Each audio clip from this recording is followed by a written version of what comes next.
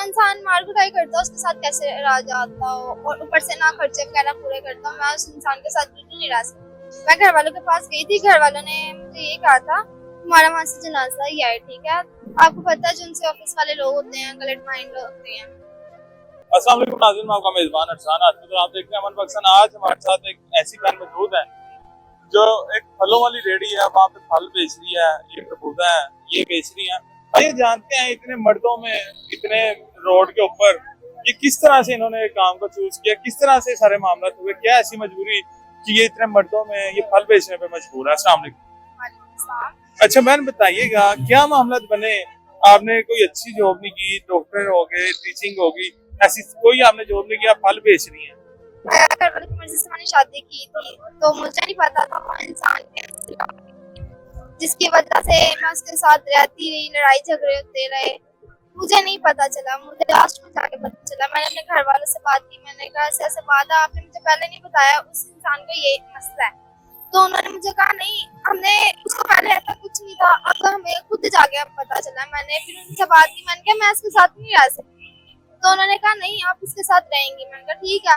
कुछ दिन मैं इसके साथ रही हूँ, लड़ाई झगड़े मारपीट मैं इग्नोर करती रही। मैंने कहा नहीं कुछ नहीं होता, हर किसकी लाइफ में नहीं होते, ऊपर से खर्चे वगैरह पूरे नहीं करना, कुछ नहीं करना, तो मैं इग्नोर करती रही। मैंने कहा नहीं। जब ज्यादा मारपीट शुरू हुई, मैंने फिर अपने घर वालों से बात की। घर वालों ने कहा चलो हम खुद देखते हैं। घर वालों ने बात टालते गए, मैंने फिर उसे खुला ली। मैंने उन लोगों को कहा मुझे सपोर्ट करें, हर माँ बाप बेटी को सपोर्ट करते हैं, कोई ऐसा माँ बाप नहीं है जो अपनी बेटी को ना सपोर्ट करता हो। उन्होंने सपोर्ट नहीं किया। मैंने उन्होंने कहा आप अपने घर ही रहे, हमने आपको कहा था आपका जनाजा आएगा, वहां से आप नहीं आए। मैंने काफी काम वगैरह ढूंढा, काफी घूमी फिरी, मुझे घर की भी जरूरत थी, काम की भी जरूरत थी, जहाँ काम की जरूरत थी जिनको, फिर मैंने उनके घर काम किया। वहाँ पर 100 रुपए डेली मुझे देते हैं, तो मैंने कहा ठीक है, आपको पता 100 रुपए में गुजारा नहीं होता। मैंने फिर ये काम वगैरह शुरू किया, रेडी पे आई मैं यहाँ। नहीं तो आप जब आपने खुला ले ली, आपने अपने उससे पहले शोहर को नहीं कहा या उससे घर वालों को नहीं आपने बोला कि ये सारे मामला है, ये मेरे से लड़ता है, ये इस तरह से करता है, तो मैं अलग नहीं होना चाहती, तो इसे समझाएं, इसे कुछ बोलें, या अपने माँ बाप को आपने बोला हो? को बोला था, पर वो मेरे घर वाले तो मुझे पता है मेरे कहने पे नहीं चलते। जो उसके घर वाले हैं वो अपने घर वालों के कहने पे चल रहा है। ठीक है, उसकी बहनों ने जो कहना, आज ऐसे हो गया, आज वैसे हो गया, उसने उनकी बातों में आना। घर के सारे काम मैंने करने, खाना मैंने बनाना, सारा कुछ मैंने करना, फिर भी कोई केयर कुछ नहीं। तो ये जो मामला होते हैं, वो बीमार है या कोई उसे मसला मसाइल है, ये तो शादी से पहले के होते हैं। तो आपके वालिदैन ने शादी से पहले नहीं देखा कि वो क्या है, किस तरह का इंसान है, क्या मामला था उसे? मेरा कजन ही है वो, मेरे फूफा का बेटा है, ठीक है। उसके जिस्मानत में भी कोई मसला है ना, इस वजह से मैं उसके साथ रह ही नहीं सकती। मैं उस इंसान के साथ बिल्कुल नहीं रह सकती जो अपने घर वालों के कहने पे चलता हो और अपनी वाइफ को ना केयर करता हो। अच्छा आपने खुला ले ली, खुला तो इस चीज का कोई हाल नहीं था। आप अपने शोहर को समझाते थे, घर वालों को समझाते, अपने माँ बाप को कहती, वो उसे समझाते, तो आपने खुला ही क्यों ले लिया एकदम से? नहीं, जहाँ मार कुटाई हो, लड़ाई झगड़ा, वहाँ पर नहीं रह सकते। तो अभी आप रेडी लगाने पे मजबूर हैं, रेडी लगा रही हैं, अपने माँ बाप के पास क्यों नहीं गई? उन्हें नहीं आपने बोला कि मुझे अपने पास रख ले, मैं कोई स्कूल में टीचर लग जाऊँ, कोई अच्छा काम कर लूँ? मैं घर वालों के पास गई थी, घर वालों ने मुझे ये कहा था तुम्हारा वहाँ से जनाजा ही आए, ठीक है, कोई मामला वगैरह हो तुमने उधर ही सॉल्व करना, तुमने हमारे पास नहीं वापस आना। तो मैं फिर हो गई थी, मैंने कहा नहीं, घर वालों ने भी नहीं साथ दिया, कुछ नहीं दिया। फिर मैंने ये सोचा, किसी ने रहने की जगह दी, उधर मैं काम करती हूँ, रेडी लगाई मैंने, तो मेरा ऐसे। अब ये आपकी अपनी है या किसी ने आपको सारा सामान वगैरह करके दिया कि जो पैसे बचेंगे आपको वो उसमें से कुछ हिस्सा हमें दे देना, बाकी आप रख देना? मुझे है तो ऐसी रेडी किसी की या मुझे लगाने के लिए दी हुई है, ठीक है। तो डेली के आप कितने पैसे इससे कमा लेती हैं, कितने पैसे आपको मिलते हैं डेली के?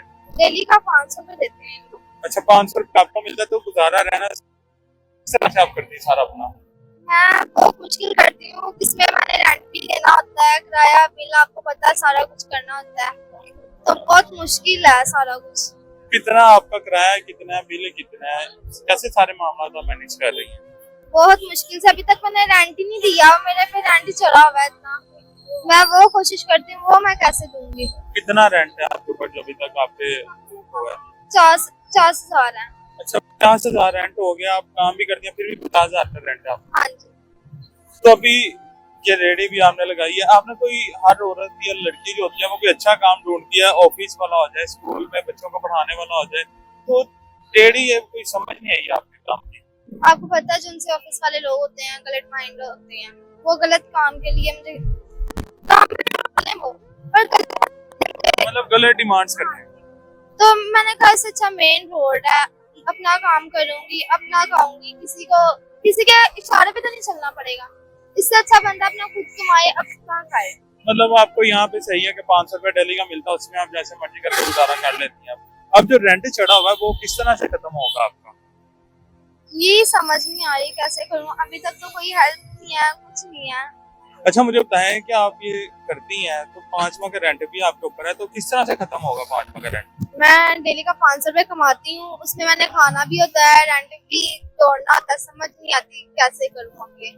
अब आपके सामने मैंने रेडी लगाई हुई है, मुझे भी नहीं समझ आता खाऊं या जोड़ूं रेंट, क्या करूं क्या ना करूं। तो आगे अपनी जिंदगी के बारे में आपने क्या सोचा है, कोई फ्यूचर के बारे में आपने सोचा है? सोचा तो है, थोड़ा थोड़ा सोचा है, इतना नहीं सोचा। क्या सोचा? मुझे कोई ऐसा लाइफ पार्टनर मिले जो केयर करता हो और अच्छा हो, खर्चे पूरे करता हो, लड़ाई झगड़े ना हो, कुछ भी ना मतलब लॉयल लो इन शॉर्ट आप।